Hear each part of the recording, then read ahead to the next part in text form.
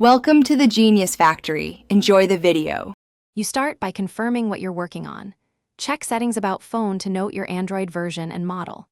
Once done, make sure the battery is above 20% or plug the device in to avoid shutdowns mid-change. Now open Settings and use the search bar to look for Quick Launch, Gestures, or Default Apps, because manufacturers place this feature in different menus. This first quick scan saves time and avoids guesswork. You'll now go deeper. Navigate to Gestures or Apps Default Apps depending on your phone.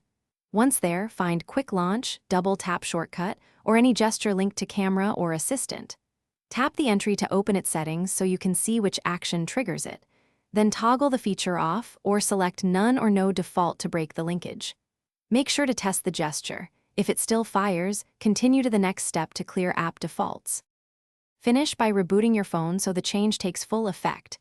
Many Android services only reset after a restart. If the quick launch still triggers, go to Settings Apps, find the associated app, and clear cache or clear defaults to remove automated bindings. If that doesn't help, boot into safe mode to determine whether a third-party app is re-enabling the shortcut. If safe mode solves it, uninstall recent apps until the behavior stops. This isolates the cause. Thanks for watching. If you found this helpful, don't forget to like and subscribe.